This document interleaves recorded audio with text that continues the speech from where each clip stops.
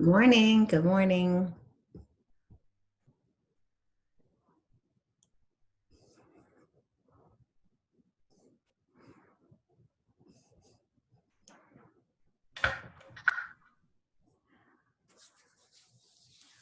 Well, this is so exciting.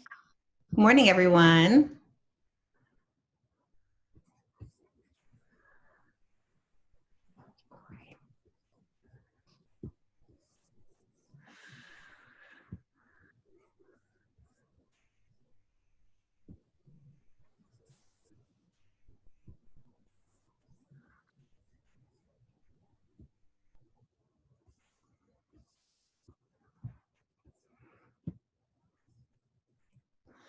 So we're waiting for a few other people. It's 9:59. There's Mr. Collier right now.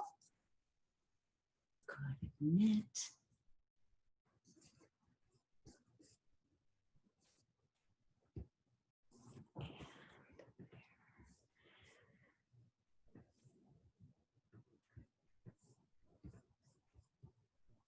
Good morning, everybody.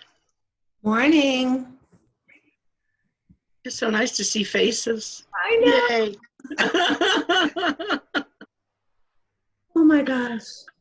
We'll give people another minute to get on while we're waiting. And Emma has on her Lions shirt. Oh, and there's Carla.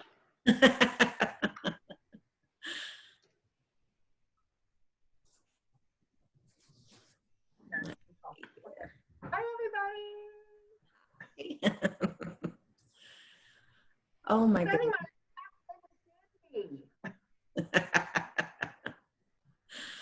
All right. Well, we are recording this session just so everybody knows. And I'm keeping an eye on people who might be looking to try to get admitted if they didn't have the passcode. And I've got my cell phone handy in case anyone texts saying the same thing. So hopefully everybody will be able to join, those who could join us. And for those who didn't, we are creating video. This is being recorded so that all of our people who couldn't log on at this time can view the video of it. So welcome. My name is Laura Saylor. I'm the Dean for the School of Education, and we thought it'd be really good to have a little face-to-face time with our incoming freshmen and new education majors. We will be sending out information written, but we really felt like it was an important time to be able to face with you as face-to-face as we possibly could. So with that, I'm going to let others introduce themselves, and I'm going to call on people, first School of Ed people, and then on our students to kind of tell us who they are. So Harrison, tell us about yourself. Yes. Hi, everybody. I'm Harrison Collier. I'm the Director of Accreditation Assessment and Clinical Experiences, and I also am in the undergraduate chair. What I do is I work a lot with the students at the very end of their program for student teaching. So I'm the one who has the student teaching course. I'm the one who signs off on your license, make sure you've got everything satisfied to be a teacher. Cindy. Good morning. I'm Cindy Shavinsky. I'm a faculty instructor, and I teach a variety of courses, and I will probably have you in all of them. So I'm also an advisor and the director of the undergraduate dual licensure program. Excellent. And Mike? Hi, I'm Mike Bindus. I'm the AYA MCE multi-age director, and I also teach the tech course. So those, when you have EDU 217, you'll have me for that class. Welcome. And so when Mike says AYA, he means secondary education, like high school. So. And Lucy. Good morning. I'm Lucy Collier, and I'm the newest faculty member, I guess. Even though I've got a long history with Mount St. Joe, you've picked well. It's a great place. And I teach EC classes, early childhood classes. So if you are taking any of those as part of dual licensure, you'll probably have me in a class somewhere along the way. Good to meet you. Okay, so let's hear from our students. Let's see here in the order I see them. Emma. My name is Emma Levi, and I'm majoring in the early childhood education and the special education dual licensure program. Wonderful. And where are you coming from, Emma? Rising Sun, Indiana. Okay, very good. And then we have Abby. Hi, I'm Abby. I'm doing the dual licensure program as well, and I came from Seton. Wonderful. Right down the street. Great. We have a new transfer student from Seton as well. She spent her first year at UC and she's with us this year. And I can't remember her name off the top of my head, but you may see her around. And Bella.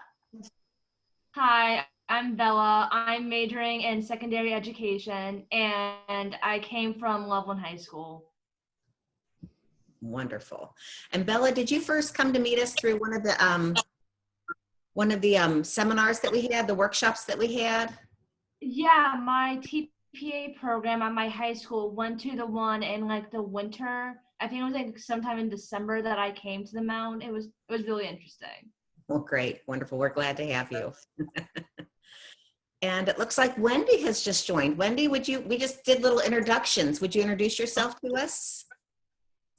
Sure. I'm Wendy Strickler. I'm an assistant professor of reading science, and I teach several of the undergraduate courses. And I've been sitting here for about 5 minutes with my computer spinning, looking at it, just waiting. So I'm excited I finally got in. So it's good to see you all. Did I miss anything? Was there more intro? Nope, you did it. You did a great job. So we wanted to start off just talking a little bit about why we are excited for the fall of 2020. It seems like a weird time to be excited, right? You all have finished up your senior years in a pandemic, and you're starting your college careers in a pandemic, which is just, it makes for some strange times, but you know, and we've felt it too, because what we live off of at the Mount a lot is this face-to-face kind of interaction. There's a couple things that I feel excited about. Am I freezing? I'm not freezing, am I? I am freezing. I'm sorry. Shoot, I'm away and out of town, so I'm trying to see what we have here. I'm going to go a little closer to the internet section, but would some of the things that we've had to be creative about, I think that's what I wanted to talk about next. Harrison, can you take it for a second? You're muted. Which one are we talking about? The excitement for 2020. Oh, well, as Dr. Saylor's explained, it is a kind of a strange time to be excited. But the important thing to know is that even though it's a strange time, you're not forsaken at all, right? We're going to continue to make sure that we give you the best education we can, and that you're prepared to be a teacher. So there's a lot of worry and a lot of grief going on, right? But please know that we're a group of people that you can come to and that you can contact often in order to satisfy any kind of doubts that you might have, right? So please make sure you feel free to reach out. One of the exciting things about our university is that we're a small group, but we're very mighty, as we say. And so that allows us to kind of respond to your needs when you need some extra assistance. So, and we do mean that. So I think that's one of the reasons you might have chosen the Mount, is because you were able to see the dean. In some schools, the dean is just somewhere in this level. Well, there's a rumor there's a dean somewhere up above looking down and kind of making things happen. And certainly, you know, Dr. Saylor does make things happen, but it's not because she's somewhere else. She's right there in the field with us and with you all. So I just want you to make sure that you understand that piece. So part of the excitement is getting you back on campus and us getting back to work, helping you achieve your dreams. Yay. Thank you, Harrison, for taking that. Is it better now, everybody? Am I better than I was? Well, you're kind of a little bit, but it's better. Okay, all right. I'll keep working on it. It's kind of like a 1915 movie or something, kind of like, you know. Oh no. I'll keep trying to No, find not, a location in this place that was great the other night. Oh, I hate this. But anyway, so one of the things that I feel excited about is that this is causing us to be really intentional about, and I'm going to keep walking, really intentional about where, about communicating with our students. Before we would take, you know, I mean, we'd see you and all that kind of thing. So now we have to be really intentional about it. And I really like that. I apologize for you seeing my messy space. But yeah, so that's the first thing. The next thing that we really wanted to talk a little bit about was the InSync format. And while I'm getting my internet situation fixed, is there any faculty member who feels comfortable talking about InSync versus online and face-to-face, what those different three are? Thank you, Wendy. I'm going to take you up on that offer. I'm going to mute myself, and I'm going to.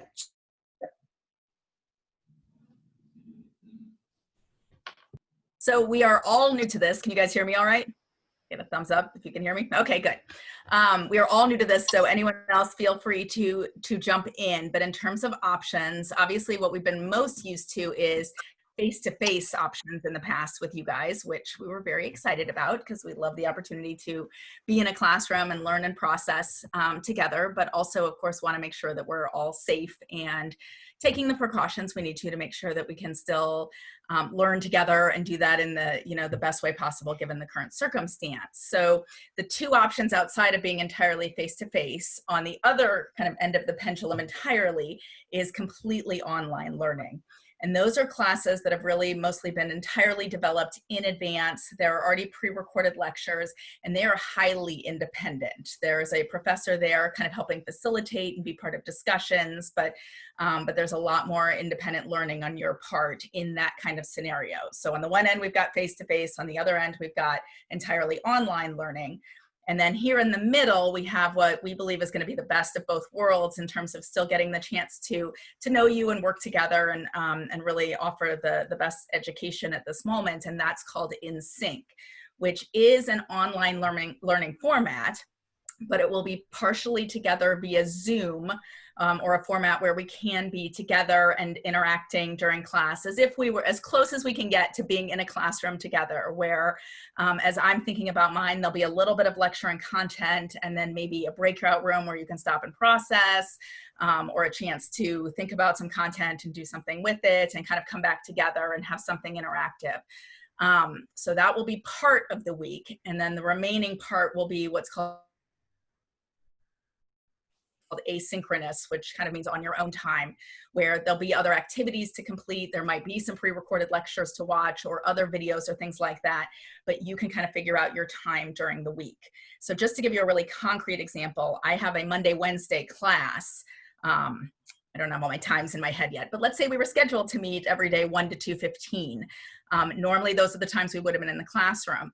Monday 1 to 2:15, we're going to meet together on Zoom. So you'll still have a schedule as you would have as if you were coming to campus for classes, but we'll all meet together on Zoom on that day. We'll get you set up for the week. We'll have an opportunity to interact, process questions, make sure you're feeling good about content, and then set you up for here are your activities, lectures, everything else you need for the rest of the week. You can choose to do them on Wednesday, but you don't have to. Your schedule is yours now to figure out how to complete these things for the rest of the week. Here are the due dates that kind of come with every week. So it's the best combination of some face-to-face time online and some independent work online. How did I do, other faculty who are also figuring this out? You did really well. And one of the things I'm excited about with this is that the Mount figured this out. I'm so proud of our institution. We figured this out back in early June that this was the direction we were going to go. And so what that gave us time to do is, did you say something, Mike, to me? Oh, okay. Sorry. So we figured this out in June that this was going to be happening. So we were able then to very quickly put together a professional development plan. So all these faculty members you see here, all the faculty you interact with have been involved in professional development this summer to better learn how to utilize Zoom and all kinds of different technology. And then also to make sure that we were all highly aware that one of the most important things for our students is that you all know that we are here for you, that we might be working remotely, but that we are here for you, and we want to see you, and we want to hear what you have to say and all that kind of stuff. Campus is open, so you can still come to campus to access the internet, the library, just to hang out, all those types of things. The food will be open with all kinds of social distancing and mask wearing and things like that. And if you want to meet with any of us, you just let us know and we can set up a face-to-face meeting time. So we are here for you, and we just want to make sure that you really, really are aware of that. So do you guys have any questions about that InSync kind of thing, or the versus online and what's going on campus? Okay, you guys are doing really well. So you don't have field experiences yet because you're all first-time freshmen, but second semester you will have service learning. I think briefly we just want to share with you what we're doing for our sophomores and juniors, just so you are aware that we have good plans in place in case this pandemic goes longer than I think most are expecting it to. We've been extremely proactive and work closely with school districts. So Harrison, can you just give them a little snippet of what we're doing to be able to support our students? Certainly.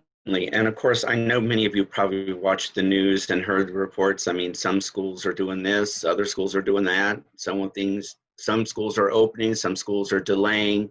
So it's a real hodgepodge, as we call it, a big mixture of things going on. What we can tell you is this, is that when you have your field experiences, those are the points at which you apply the stuff you've learned in the classroom, right? So we want to set you up for success. Generally speaking, you're out in the field, in the school, from between 100 to 200 hours before you even student teach. So you've had lots of time to practice with students. So whether schools are face-to-face or they're online, right? We're going to make sure that you still have that ability to apply what you learned during that practice. So if you're student teaching, then that's a 15-week process for most people. Secondary education has a 12-week placement, right? And one of our faculty, Kara Dubé, is the placement coordinator. So she will be the one that you'll interface with a lot in terms of getting yourself settled for your placements. Do any of you have any practicum the second semester if you're in dual licensure? I actually have one this semester. I have a Okay. service this semester.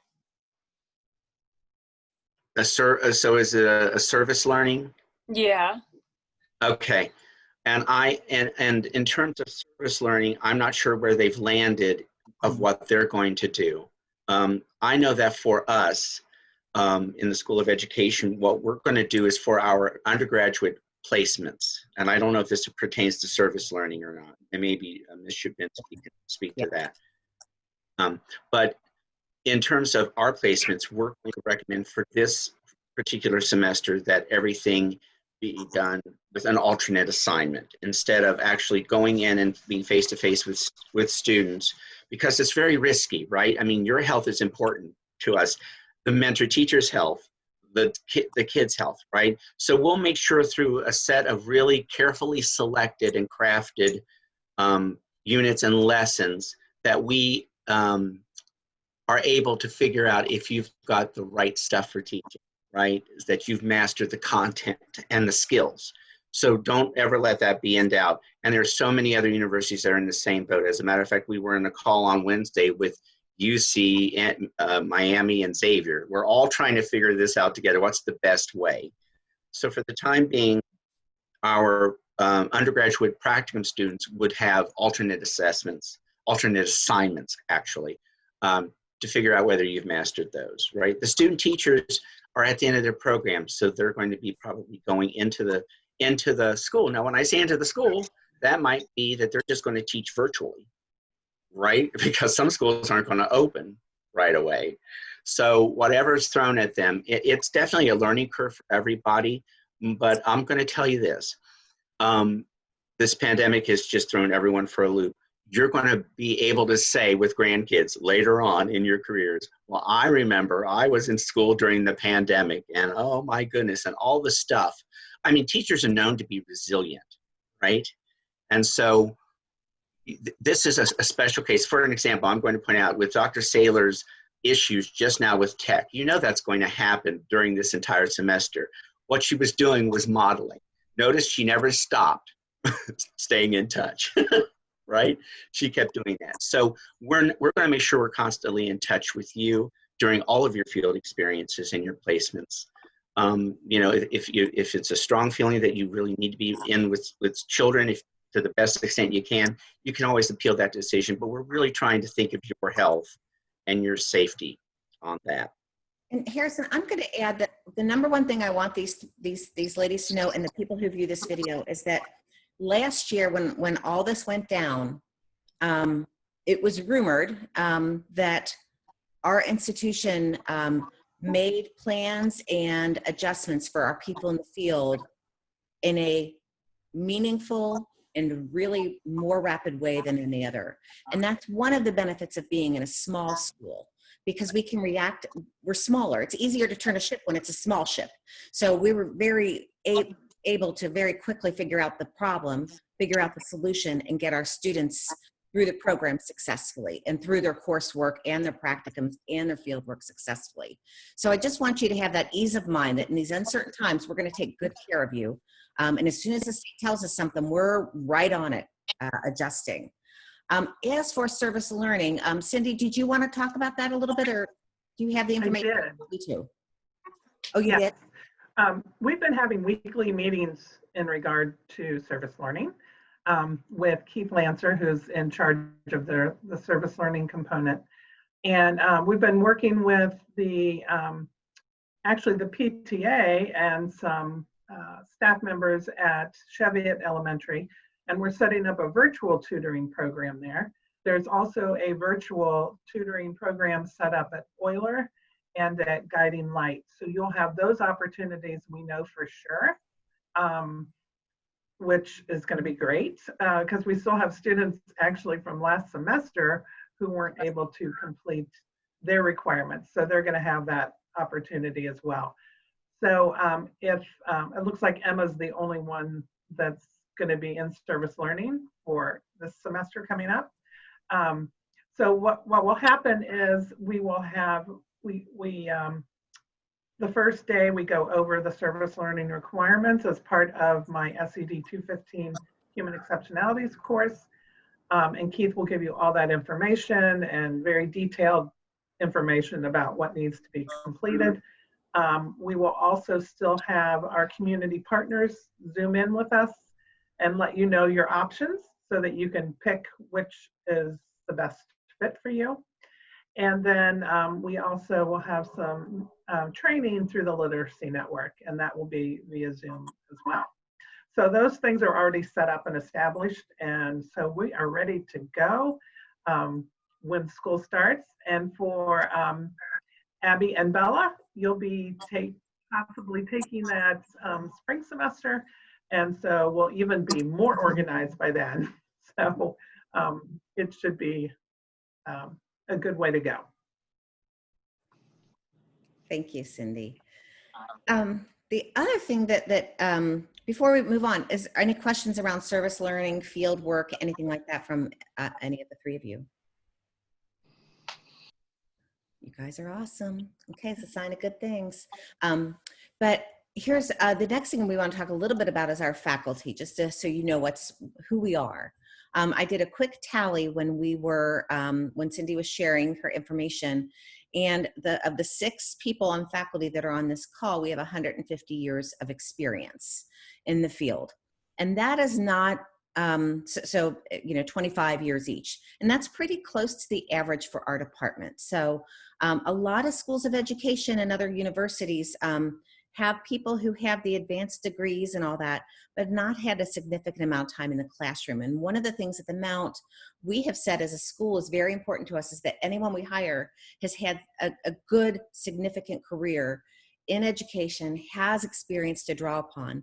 Because as future teachers, You know, if I only had 2 years of teaching experience and then went and got my doctorate, and then was teaching how to teach, I could only draw on 2 years experience to share with you, where people who've spent a more significant time in the field have developed a long practice, have a lot of experience, a lot of stories, know how hard the field can be, but know how joyful it can be as well. So we're going to share with you all of those beautiful stories about when the day went perfect and everything went according to the plan. But more than that, we're probably going to share with you the days when it didn't go to the plan, because it rarely does, right? They're kids. So whether they're high school students, or they're younger children, you know, even the school environment itself, curveballs are coming at you all the time. So in a way, the pandemic, as much as it's been hard for teachers, it's part of what we do. So I think that's really helped our department to move with the changing times. And you're going to hear a lot of great stories that we hope you learn from as you move along. These people really care. I'm gonna make them blush now. They will go above and beyond to make sure students' needs are met. They want to be there for you. So, you know, we were talking about what to do about office hours, because we don't have office hours this semester. And what I heard back from people was, I just want to be able to respond quickly to whatever students need.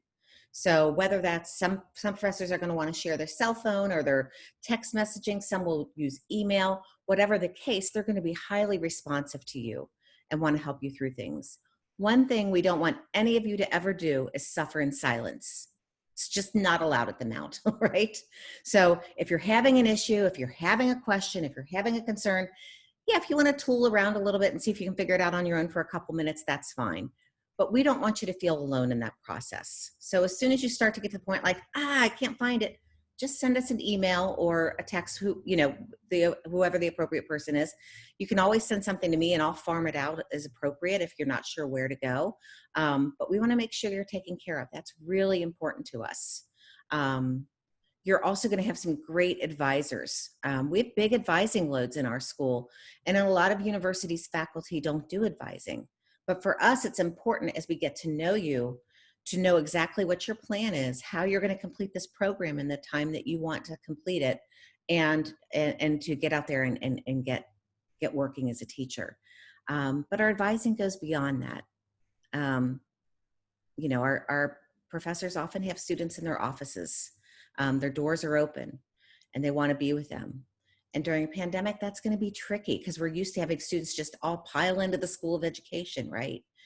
But we are going to be very available to you via the Zoom, via the FaceTime. If you use FaceTime, you can come in. You have to make an appointment, or if you don't make an appointment, you just call. There's a number on the front door of our school you call and we can let you in. But that's not going to change, even though we can't be face-to-face right now. The way that we want to be there to support you and guide you through your program and towards your career is not going to change. That will stay the same. Faculty, what did I miss? What else do you want to say there if I didn't embarrass you too much?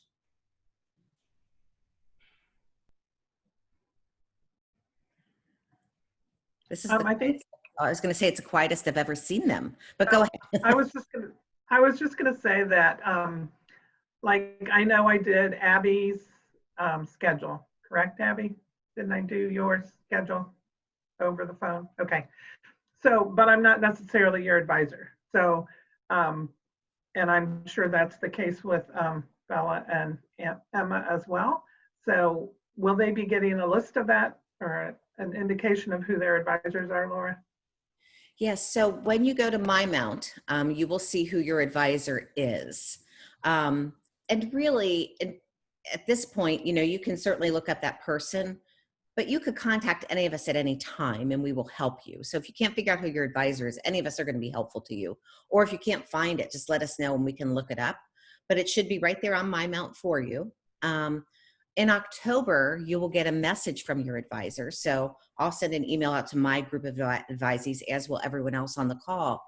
And it will be inviting you to discuss your spring schedule. But during that meeting, we're going to want to talk to you about how the fall is going, what you need, what ideas you have about the spring and the spring schedule. So it's more than just a scheduling meeting.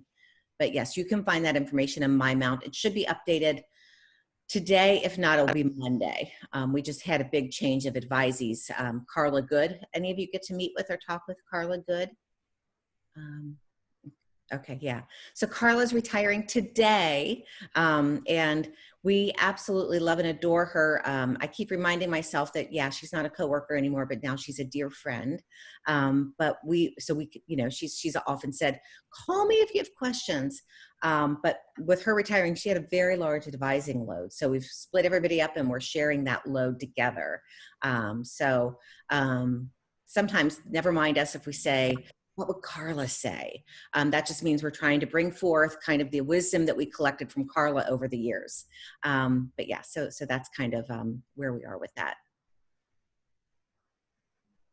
Well, I would like to say that you all are obviously very wise because you have chosen to come to Mount St. Joseph.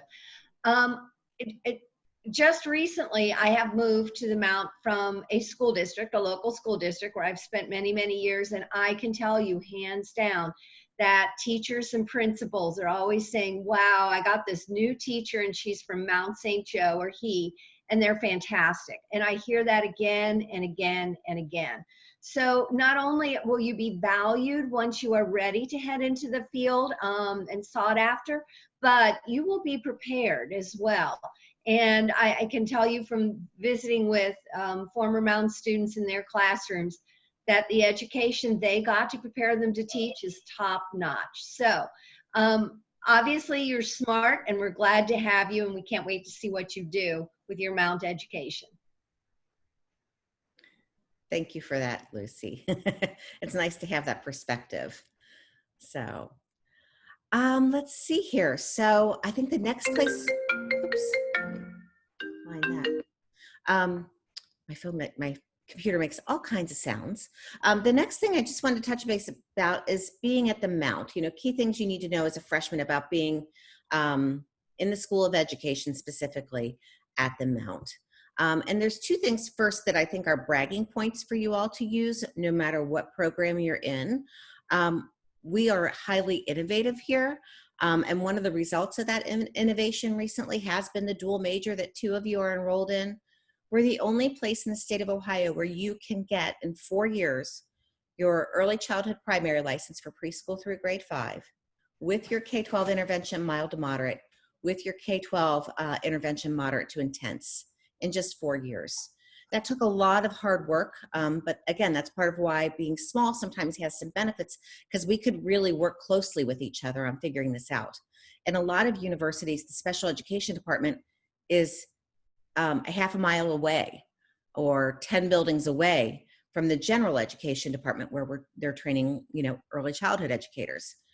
At the Mount, all of us are in one space, so it's really easy for us to collaborate and to be innovative. So that's one thing you can feel really good about, is you will know that we are constantly innovating. You're not going to be learning things from something that was popular 15 years ago. You're going to be getting the latest and greatest. I think the other great thing, and again, no matter what program you're in, we just received an A+ rating from the National Council on Teacher Quality. Only 18 universities in the entire country got that rating. So that's something you should feel really good about, knowing that the reading courses you'll take are developed in such a way to make sure you are highly prepared for those of you early childhood special education to work with children who are learning to read. And for Bella, with older students, you are still going to be getting access to knowing those fundamentals of reading and the content reading that has to be known by our educators at the secondary level. So I know I saw Wendy's hands clap. I know it just always makes me so excited when I get to brag about that. So, so those are some really good things that we have that you can feel really proud of. So we're very innovative. I think the other things are more things we just want you to be aware of kind of as freshmen going in. One thing is that to become fully admitted into the School of Education, it requires a 2.8 GPA. Now, I don't expect it of any of you ladies, and I really hope it's not the case for any of our students, but sometimes that freshman year can be really tricky, or, there's a whole new world that opens up to our students and they think it's a lot of fun. And so they lose track of their grades a little bit. And what happens is if you don't stay on track with GPA, it can be hard to get into the School of Education later. So make sure you stay on top of those courses. Go for that, at 2.8 or better GPA all along, and you won't ever find yourself in that difficult space of, oh no, I have a 2.6 and I can't get into the School of Education. So your advisors will work with you, but just keep that in mind. And all of you who are viewing this at a later time, keep in mind that 2.8 GPA is very important. OAEs, the Ohio Assessment of Educators. I'm going to let Harrison talk about that one. It's one of his favorite topics. Well, I don't know how much happy times and favorite moments you can get out of having to take tests, but the fact is that Ohio has defined competency for the teachers as having passed the tests that are important. So to be a teacher, you'll pass a general professional knowledge test based on if it's secondary or childhood or elementary. And you'll also pass content tests depending on that. So there's an early childhood or primary license test. There's a math and science and social studies and English for the middle childhood and for the secondary as well. So what's really important for you to know is that our policy has been that in order to student teach, you must pass all the OAEs before that, right? The kids who are in the classes that you'll be student teaching for they deserve to have a teacher who's competent in the field. And Ohio defines that as having passed those tests. That said, we're trying to set everyone up for success. There's a schedule that your advisor will show you, and you'll see it several times over your program. Each time you meet with an advisor, they should talk with you about, let's review this OAE testing schedule. And so we try to spread it out so that as you finish the content and you're ready for the test, we want you to take the professional knowledge test. A little bit further on, when you finish your reading courses, you should take your Foundations of Reading test, right? So we've spelled it out as clearly as we can in terms of a schedule. But in your brain, you must always think, I need to finish all of these tests before I student teach, right? So it's really important that you adhere to that schedule. And that if your advisor forgets, because they have lots of people they're talking with, don't take it personally, but say, could we review my testing schedule one more time to make sure I'm on track for that? I think it's really important. And I bet you know this as the students that you are, and when you become teacher, you need to be proactive for yourself, right? You need to make sure that you hold the cards in terms of what's being done, right? So you need to make sure that you're just talking with your advisor about that. That being said, COVID pandemic has really thrown us a curve in terms of our testing. I don't think it'll apply too much to you because the Lord willing, and the creek don't rise, the pandemic will be done and over with by the time you get to your junior and your senior year. But for the meantime, we're going to just ask our students to just pass to take an OAE for the time being. The problem is that people have had difficulty scheduling the tests because now they've shut down, they're only doing half capacity, right? The other part of that is many of our students work and have jobs, right? I imagine you might also, right? And so paying for those tests isn't just like a drop in the bucket, especially if you've just not been employed for the past 2.5 months, right? So we're trying to be lenient with the policy, but eventually when you go to apply for that license at the end of the day, you have to have those tests passed or Ohio will not give it to you. I can approve anything till the cows come home, but if you don't have those test scores on file with Ohio Department of Education, they won't approve your license, and they're the ones who issue that. So just make sure you're on top of your OAEs that way. And we have lots of support systems to help you. We've got books in the library. We have electronic study materials that you can use for that, right? So we'll guide you through the process, but just make sure that you're really adhering to that testing schedule.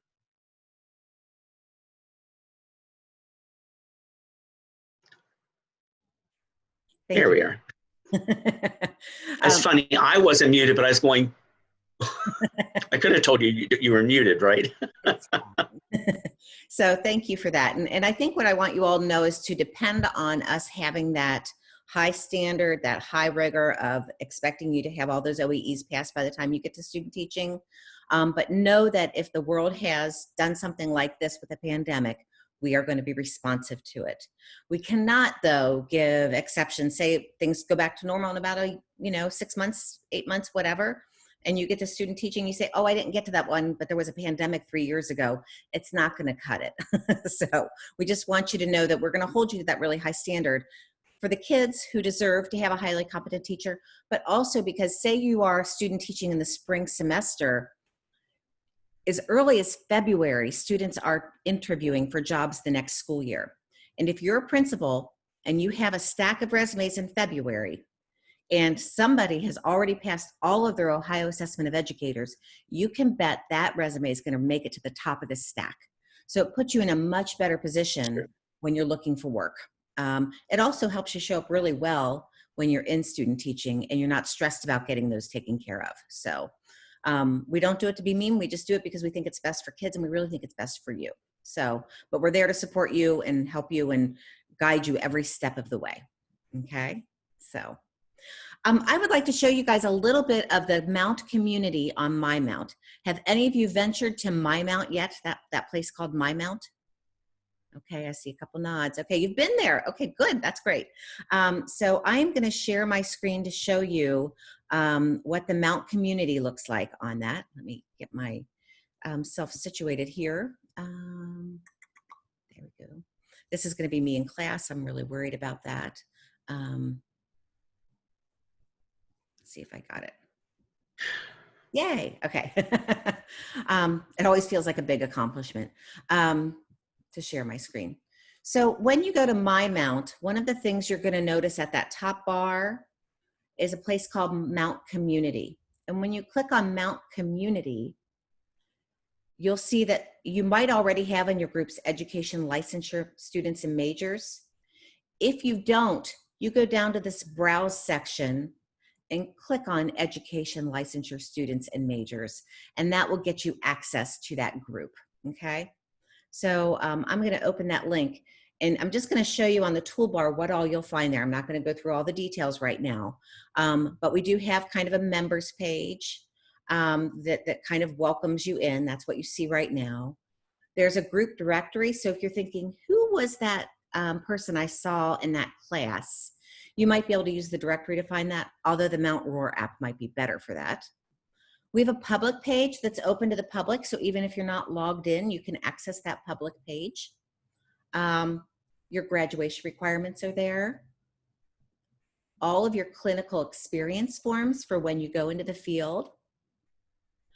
Your handbook for the School of Education. So if you're wondering, boy, I'd really like to read that undergraduate handbook for the School of Education, you could find it there. More than likely, you're going to skim it the first time, but then use it as a resource. Okay, so you're thinking, what's the rule about this? Or, that kind of thing. You can do that. Of course, again, we never want anyone to suffer in silence. So if you're not finding it in a few minutes, just contact your advisor and we'll help you. There's licensure and career information there. All the information about the OIEs is right there. Information on professional development, because by the time you get to student teaching, we want to make sure that you've gone to a conference, a professional conference, and joined a professional organization. Those are important things that educators do, so we're going to want to make sure you do that.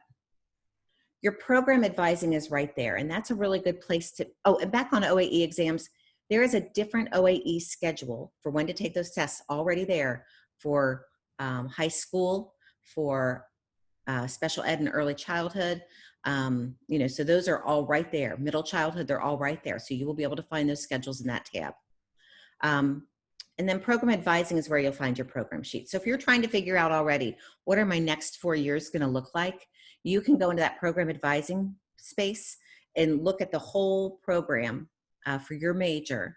There's a little work to do with, you have to cross off any courses you've already taken and passed.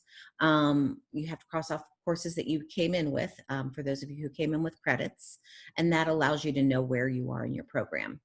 Your advisor will be filling out one of these for you each session as well, but the more prepared you come to your advising session, the better. And then a whole tab just about student teaching. So all those resources are there if you're a person who just feels like, I want to figure it out myself because I love puzzles. It's all right there, but also for your access. So if you're wondering about that OAE schedule, you're already thinking, what am I going to do in 2 years? You can look at that OAE schedule now. So that's a little bit about MyMount. You will find that MyMount can be a place to get easily lost. I know I still sometimes get lost in MyMount. I use the search bar often, but in the end, sometimes if I can't figure something out, I turn to a colleague or someone in another department to help me out. So if you can't find something, just let us know and we'll help you. Yeah. Okay, Abby, Bella, Carly's here now, and Emma. Let's see here. How are you doing? Was this helpful? Do you have questions? What things were you hoping to learn and we didn't say anything about? Laura, I wanted to ask you, did you want to mention something about if the students had had a teaching academy course?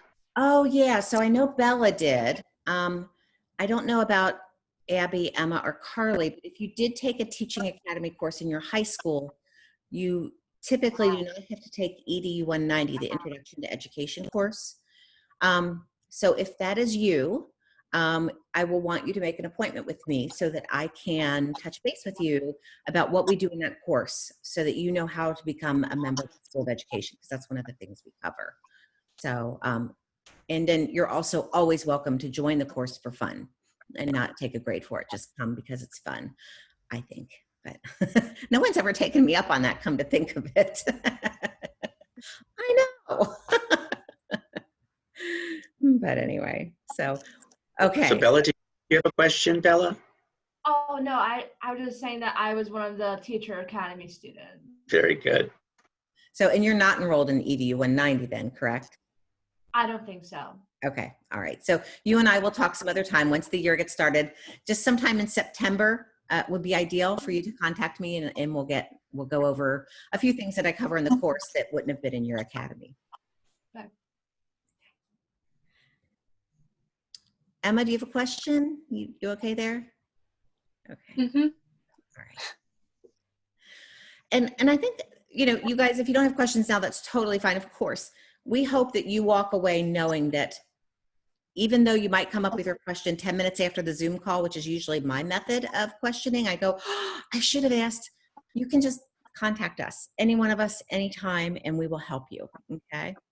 A good place for you to find information, though, also, and just to get a sense of who we are and what's going on in the School of Education, is our social media. I don't know if any of you are connected with our social media yet. I think Bella is maybe, but we have, the handle is at MSJ School of Ed. I'll type it in the little bar. Oh, that won't get on the recording though. So at MSJ School of Ed. If you can't find it, let me know. We're on Facebook, Twitter, and I always get the other one confused. I think it's Instagram. So thank you, Lucy. Yeah, I forget. It's not Snapchat. It's the other one. That Instagram? Yeah. Okay. I'm on there. I just don't know the name of it. So we put things out there all the time, whether that's student achievements, whether that's something that we put these forums up on there. Most of our returning students, I think, learned about the forums through our social media. We also emailed them. And speaking of email, use your MSJ email for all your communications with us. And it will get very busy. If you haven't noticed already, you will find yourself receiving all kinds of messages, but keep up with that email box because it's going to be your pathway to know what's going on in our school and across campus. So, yeah. Faculty, any closing thoughts? Anything that I missed that I should have said? I want to give a shout out to you, Laura, because you did a great job on The Lions Are Coming. Oh, did you like the video? I did. So if you guys haven't checked Laura out on that, make sure you do. Especially if you watch the wrestling coach first, because if there could be two opposites, you got them right there. I have to say, when they asked me to do it and I had seen the wrestling coaches, when I'm like, are you sure? Because it's going to be different. But that's it. That's very good. They're very powerful. Well, I'll be sharing on the School of Ed social media next week. I don't want to do it today because today is my day to really highlight Carla Good and her wonderful career with us. But it is already on Mount St. Joseph University's social media if you really want to check out that video. So I'm being teased about it a lot here with my family, but that's okay. That's what families are for. Yeah. Anything else? I don't think you mentioned this or not, but just so they're aware of this, that classes that are required for licensure, you need to earn at least a C or higher. I don't think that was mentioned, but I wanted to make that clear that I mentioned that also because that's secondary education. Any content class that counts towards your license, you have to earn a C or higher in those classes as well. Obviously, we want you to go higher than that because we require a 2.8 GPA, but I wanted to make sure that everybody's aware of that requirement. Right. For instance, the history class that you'll take in your freshman year, sociology and psychology are definitely required. I can't remember all the courses, but you can check with your advisor if you're worried about your grade in the classes. But like sociology and psychology, for instance, we require that you have a C or better in that course. If you get a D, that might be okay with the university, but it's not okay with the School of Education. Okay? So you want to make sure you attend to those classes and do well. And then on top of that, later you'll take methods courses in the School of Education where you're learning the methods of teaching math or reading and writing. Those courses will all require a B or better. Otherwise, they do need to be retaken. So, have that awareness, and it's in the School of Education syllabi. We put it in there what grade is required, but your psychology professor, since they're from another department, might not know what we require in the School of Ed. So just keep an eye on those things, and at your advising session in October with your advisor, they'll talk to you about grades and how you're doing, and point those things out to you. Thank you, Mike. Good point. Yeah. And if you get straight A's, you have nothing to worry about. Not a thing. Just make sure it's in all of it. But really, I think our number one thing is we wanted to be able to see your faces. We wanted to convey to you kind of at a more personal level than just an email what you might expect coming up, especially since there's a pandemic. And I know we get to see you again. I think the first Friday after classes start, there's a department meeting. Every student on campus will go to department meetings, and you guys will come to us. And then you may even have more questions because you would have been through a week of things already. So, but in the meanwhile, don't hesitate to call, text, email, send up smoke signals, although they're not that effective. We will get back to you as quickly as we can, even if it's just to say we're checking on it. Okay. And welcome to the Mount. We're so happy that you're with us. So happy you're with us. All right. Well, everyone have a good weekend. Yes. Bye. Good seeing you guys. You all take care.